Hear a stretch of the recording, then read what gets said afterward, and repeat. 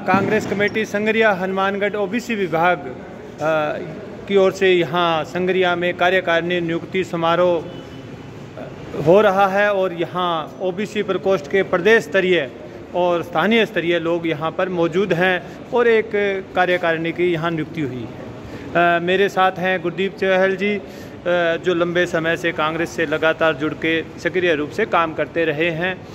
किस तरीके से आज प्रदेश और देश की राजनीति में जो एक ओबीसी शब्द है एक बहुत महत्वपूर्ण स्थान ले चुका है, उसके बहुत महत्वपूर्ण बिंदु है, उन बिंदुओं को आप किस तरीके से समझते हैं, किस तरीके से वो महत्वपूर्ण है? सबसे पहले तो मैं सुनील शिल्पा जी उनको बधाई दूंगा, ब्लॉक अध्यक्ष दोबारा बने हैं वो, और बहुत ही बढ़िया मतलब इन्होंने कार्यक्रम किया। 10:30 बजे से लोग बैठे हैं, जितने भी लोग बैठे हैं स्तंभ है कांग्रेस के।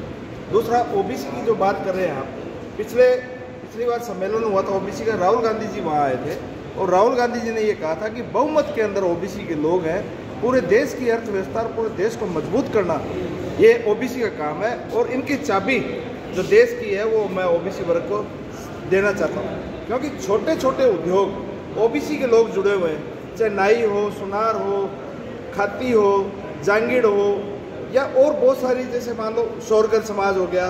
तो ये लोग क्या है कि छोटे छोटे उद्योग करके देश को, उसकी अर्थव्यवस्था को मजबूत करते हैं। इसलिए ओबीसी वर्ग का बहुत बड़ा योगदान देश के अंदर है और ओबीसी वर्ग को बदनाम करने की भाजपा ने पुरजोर कोशिश की।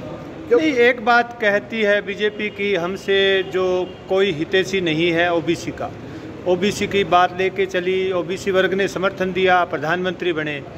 किस तरीके से वो धरातल पे उन्होंने काम किया, क्या किया, नहीं किया? आपके हमारे राजस्थान में आप देख सकते हैं कि हमारे जो राजस्थान के लोकप्रिय मुख्यमंत्री जननायक अशोक गहलोत जी हैं, वो खुद ओबीसी वर्ग से आते हैं। हमारे प्रदेश अध्यक्ष हैं गोविंद सिंह डोटासरा जी, तो वो खुद ओबीसी से आते हैं। तो जनता ने, ऐसी बात नहीं है, ओबीसी वर्ग खूब साथ देता है, परंतु इन लोगों ने क्या भ्रमित करके, अब मोदी जो नाम है राहुल गांधी जी का है, मोदी कोई जाति थोड़ी है, मोदी एक सरनेम है, परंतु इन्होंने उसको राजनीति करने की कोशिश की कि ओबीसी वर्ग को बदनाम कर दिया।